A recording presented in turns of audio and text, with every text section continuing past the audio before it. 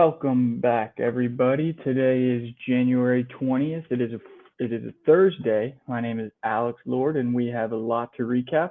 The Braves are still locked out, so there's nothing on that front. The Falcons just began their off season, and they've signed a couple of free agents. But today, it's all about the Hawks. Yesterday, they extended their win streak to 2 games, and as Trey Young says, it just takes one. They defeated the Timberwolves 134 to 122. Atlanta was out without Clint Capella and Bogey for this one, and after the first quarter, it did not look good. The Timberwolves led the Hawks 42 to 26, and I'd be lying if I said I almost turned the television off. Luckily, the Hawks shot over 50% from the field and 40% from deep. They outscored Minnesota 56 to 42 in the paint, and 6 Hawks players scored in double digits. Trey Young started slow, but finished with 37 points and 14 assists, and finished 11 of 11 from the line. He also leads the NBA in total points scored this season. If anybody was wondering, the Timberwolves had amazing performances from D'Angelo Russell. They heavily relied on him and Anthony Edwards, but Edwards was ejected for 2 technical fouls in the third quarter. Karl-Anthony Towns had a big first half, but was effectively shut down by Onyeka Okongwu. D'Angelo Russell's 31 points were just not nearly enough to keep his team in this game. DeAndre Hunter finished with 22 points and 5 rebounds, and he's going to be a huge part of this team going forward. He's a difference maker on both ends of the court, and I absolutely love him. John Collins finished with a smooth double-double, 17 points and 12 rebounds.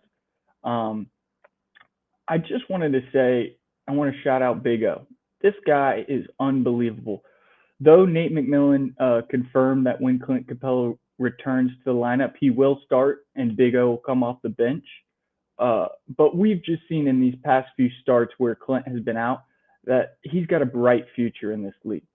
In the first half, Nate McMillan said after the game that Onyeka Okongwu was a little confused on the help defense on Karl-Anthony Towns. When they went into the half, they knew they needed a big half, so they switched it up and put him on Cat in the second half. Cat went 5 of 5 from the field in the first half. When Big O switched on him, 1 from 8 from the field. Big O was in his head all night, and I just love the tenacity he plays on defense.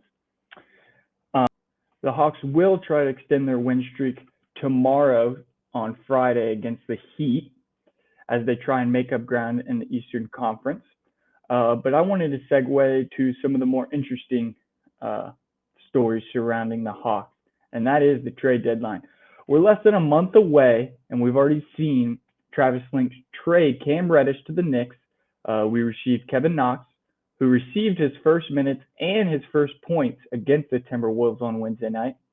They also received a protected first-round pick, and initially we all thought from the outside that Travis Slink netted these assets in a bigger move, but reports came to light that Reddish had requested out of Atlanta months ago. Slink simply got what he could for a player the Hawks were never going to re-sign and probably not be able to give him the opportunity for him to flourish. In retrospect, Atlanta GM once again proved he knows what the hell he's doing. But that just sparked an enormous wave of trades. It seems Slink is dead set on shaking up this roster, even if they improve over this next month. Chris Haynes of Yahoo Sport most recently reported that the Hawks moving John Collins before the deadline is a real possibility. He noted Atlanta is looking for a more diverse offensive player. That doesn't make much sense when John Collins is one of the most diverse forwards in the game, but it makes more sense when you read on about Haynes' report. They want to free up Trey Young. They want him to potentially play more off-ball, and John Collins isn't that guy. The Action Network confirmed Haynes' report of Atlanta's willingness to part ways with Collins, but they also attached a new name, Bogdan Bogdanovic. It seems everybody on this roster is up for grabs, except for Trae Young. I would like to think DeAndre Hunter is in that category, but there's different tiers to this. Trae Young is completely untouchable. John Collins, DeAndre Hunter, and Onyeka Okongwu are in that next category that you really don't want to trade them, but if the right opportunity presents itself, I imagine Schlink is going to pull the trigger. Well, new reports surfaced from Keith Pompey of the Philadelphia Inquirer that before Schlink traded Reddish to New York, the Hawks were in deep discussions with the 76ers for a blockbuster trade. This trade would have shooken the NBA. He reports the two sides discussed a deal that would have included sending John Collins, Cam Reddish, and a first-round pick to Philly in exchange for Ben Simmons and Tobias Harris. That would have completely reshaped the landscape of the league. Ben Simmons is, the story of the NBA. He still hasn't played a single game this year, and it seems he's dead set on not playing another game in a Sixers uniform. But trade talks fell through. Sixers reportedly lost interest when Tobias Harris was added to the deal, and obviously the trade never came to fruition.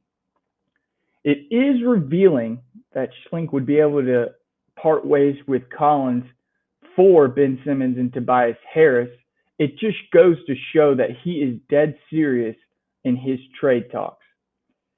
It certainly adds to the speculation that the Hawks will be extremely active ahead of the deadline. It could be an acquisition that makes or breaks the Hawks, which scares me a little bit. This team is still developing.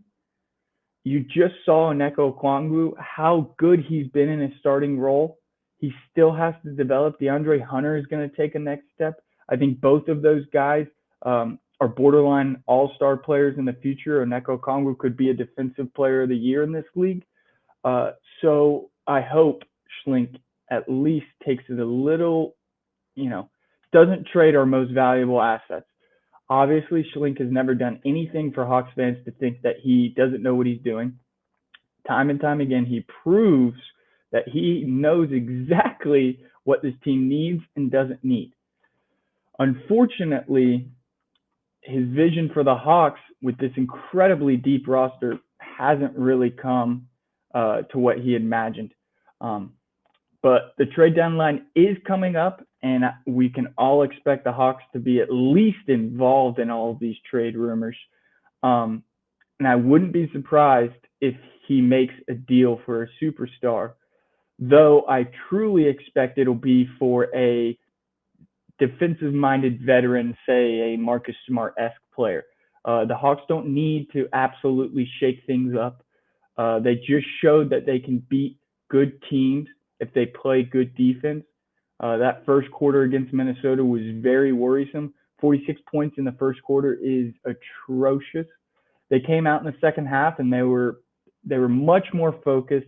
The intensity was there. You could see that they wanted to play defense just as much as they want to play offense. It seems like this team gets going on the offensive end and then their defense shows up, which is not how most NBA coaches would like it. They would like their defense to be tenacious and then that turn into points on the offensive end. Nate McMillan has his work cut out for him for the rest of the year. This team is far too talented to be this deep in the Eastern Conference right now. But as we saw last night, this team has fight. And I think it's safe to assume that there will be a change at some point in time before the deadline. So that is something to look forward to. But that's probably all for today. Go Hawks, go Braves, go Falcons, today in Atlanta sports.